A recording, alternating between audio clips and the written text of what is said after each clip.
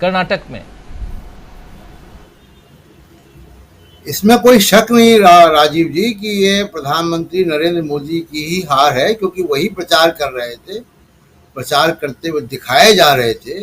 इस पूरे गोदी मीडिया ने उन्हीं को सर पे चढ़ाया हुआ था, उन्हीं के इश्तिहार छप रहे थे, उन्हीं के रोड शो चल रहे थे। तो अब चुनाव के नतीजे कुछ अलग आ गए तो अब वही होता है कि हार का तो कुछ कोई नाम लेवा नहीं होता, जीत के तमाम माँ बाप होते हैं। लेकिन श्रवण गर्ग जी ने, मैं भी आने से पहले सुन रहा था उनको, श्रवण गर्ग जी ने एकदम एक नई दिशा दी है। मैं उसी तरफ थोड़ा करता हूँ, क्योंकि अब से कोई साल ही बचा है, 12 महीने 11 महीने बचे हैं जब 2024 के चुनाव की प्रक्रिया होगी इसी वक्त, और 7-8 महीने और हैं जबकि पूरा जो उसका बिसात है वो बिछ जाएगी। तो जो आपने कहा कि विपक्षी नेता क्यों बयान दे रहे हैं, इस हार का मतलब क्या, और जो श्रवण जी ने डायरेक्शन दिया, मैं इन तीनों पे छोटी छोटी बात रखूंगा अपनी। एक तो बीजेपी के सामने एक बड़ी क्राइसिस जमा हो गई है, और वो क्राइसिस निरंकुश सत्ता इस तरीके की क्राइसिस क्रिएट करती है। और आप देखिए कि आप बहुत जो एरोगेंट बयान आते हैं, मैं देख रहा हूं कि स्मृति ईरानी, हेमंत बिस्वा शर्मा, योगी आदित्यनाथ, ये इस सरकार के आर.के. धवन, माखनलाल पोतेदार और विद्याचरण शुक्ला है, और ये बदनाम कर देंगे, बीजेपी को बदनाम कर चुके। तो जनता एक हद तक ही एरोगेंट नेताओं को या एरोगेंस को बर्दाश्त करती है। याद कीजिए कपिल सिब्बल के बयान जब 2011-12 में, याद कीजिए अरुण नेहरू और अरुण सिंह, ये राजीव गांधी के समय, ये जो कोटरी बन जाती है, ये कोटरी नेता की सबसे बड़ी दुश्मन होती है। मोदी जी उस कोटरी में एक सामने दिखने वाली कोटरी, एक अदृश्य कोटरी है, उन दोनों कोटरी के अंदर हैं, वो कैद हो चुके हैं।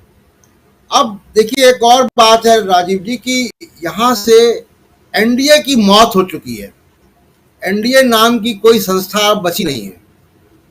उसमें अकाली दल था, उसमें शिवसेना थी, उसमें नीतीश कुमार का जेडीयू था, अब कोई नहीं बचा वहां पे। तो एनडीए की मौत हो चुकी है, और अब अगली सरकार चाहे वो बीजेपी के नेतृत्व में बने 2024 में दोबारा, या कांग्रेस के नेतृत्व में बने, वो सरकार मिली जुली सरकार ही होगी। अकेले बीजेपी भी अब जो है वो मेजॉरिटी मार्क नहीं पाती, और नरेंद्र मोदी अपनी स्टाइल ऑफ फंक्शनिंग की वजह से, और जहां उन्होंने अपने आप को पहुंचा लिया है एक अवतार के रूप में, वो अब एनडीए दोबारा नहीं बना सकते। जो श्रवण गर्ग जी कह रहे थे कि उनसे हम अपेक्षा करें कि वो वाजपेयी बन जाए, तो वाजपेयी जैसा डाइवर्स एनडीए नहीं बना सकते, बल्कि वो अब अनटचेबल हो गए। अब जो पार्टी इनसे मिलेगी वो चुनाव हार जाएगी। जो भी क्षेत्रीय पार्टी अगर बीजेपी के साथ आएगी गठबंधन में या एनडीए में, वो अपना चुनाव हार जाएगी। दूसरा एक कि बीजेपी की दूसरी समस्या क्या है कि देखिए, जो कोई भी पॉलिटिकल पार्टी जो सत्ताधारी हो, वो उसको तमाम सारे वर्गों का सपोर्ट चाहिए होता है, और खासकर बुद्धिजीवियों का।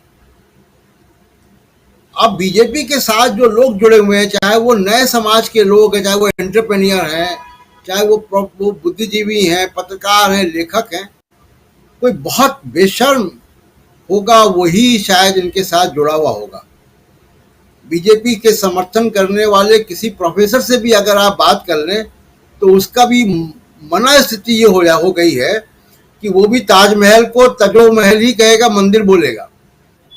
वो रैशनैलिटी, वो लॉजिक वो छोड़ चुके हैं, और जिनको भी इसमें जरा भी सामाजिक मर्यादा या अपने वैल्यू सिस्टम की थोड़ी सी भी होश होगा, वो इनके साथ जुड़ेगा नहीं। तो ये एक बहुत बड़ी समस्या बीजेपी के साथ है कि जो भारत का थिंकिंग मास है, जो सोचने समझने वाला मास है, चाहे वो किसी भी क्षेत्र का हो, वो इनके साथ अब जुड़ नहीं सकता, क्योंकि वो उसकी जो सामाजिक मर्यादा है वो बचेगी नहीं। तो बहुत लुके छुपे ढंग से एक हिस्टोरियन है जो कि आज भी वो इंटरव्यू में उनका देख रहा था, तो वो ये तो बता रहे हैं कि बीजेपी हार गई लेकिन कांग्रेस जीती नहीं है। तो इतने लुके छुपे ढंग से वो शायद बीजेपी की मदद कर पाए, खुले तौर पे नहीं कह सकते। बहुत सारे पत्रकार और संपादकों को आप जानते हैं कि जो पीछे के रास्ते से तो मदद करते हैं बीजेपी की, सामने से नहीं कह सकते, क्योंकि उनको भी तो इसी समाज में रहना है। तो वो बीजेपी अब वो सामाजिक मर्यादा को बचाए रखने वाली पार्टी भी बची नहीं। मतलब वो मजाक उड़ेगा, कोई भी व्यक्ति जाएगा, और हम अपेक्षा करके बहुत सारे लोगों से मिलते हैं जो बीजेपी समर्थित, जो बुद्धिजीवी भी हैं, उनकी स्थिति ये हो गई है राजीव जी कि वो सोना वाले वीडियो का विश्वास मानते हैं। पढ़े लिखे IIT वाले भी लोग, तो वो उस लेवल पे। तो मेरा कहने का मतलब है, कोई एक राष्ट्रीय पार्टी अगर थिंकिंग मास से डिटैच हो जाए तो उसके लिए बड़ा संकट होगा। इसके बारे में बीजेपी शायद सोचती नहीं है। RSS लगातार कोशिश करती है अपने आप को अपनी मेन स्ट्रीमिंग करने की, और वो अभी तक उसकी मेन स्ट्रीमिंग नहीं हुई है।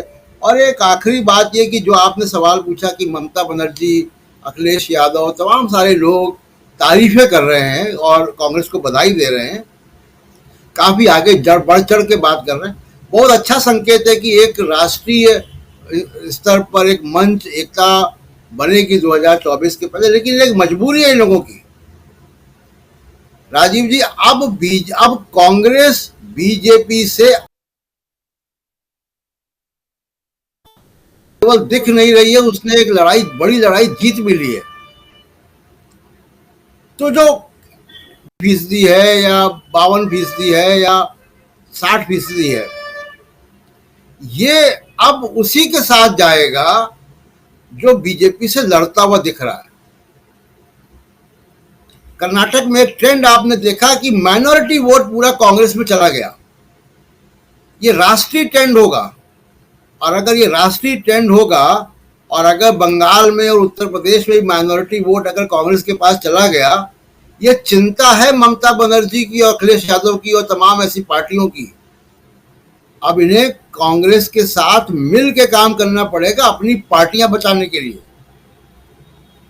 बहुत कड़वी बात कह रहा हूं, हो सकता है अच्छी ना लगे बहुत से लोगों को, अनपॉपुलर बात है, लेकिन ये करना पड़ेगा। ये राजनीति है, इसमें ये करना पड़ेगा, और कांग्रेस की स्थिति अब यहाँ पे हो गई है। मैं एक एग्जांपल देकर अपनी बात खत्म करता हूँ। क्यों थंपिंग मेजॉरिटी के साथ केजरीवाल दिल्ली में जीत गए? 2014 में वो नरेंद्र मोदी के खिलाफ बनारस में लड़ने गए थे चुनाव, आमने सामने। उस वजह से जो एंटी बीजेपी पूरा जो वोट था वो उनके पास कंसोलिडेट हो गया, क्योंकि उनको लगा ये आमने सामने की लड़ाई लड़ रहा है। हालांकि अरविंद केजरीवाल ने भी बधाई नहीं दी है राजीव जी।